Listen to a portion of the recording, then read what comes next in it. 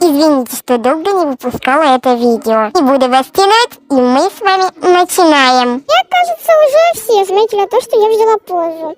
Я решила то, что в моем видео будет участвовать не только предмет, но еще и поза. Господи, как мне стыдно это выкладывать.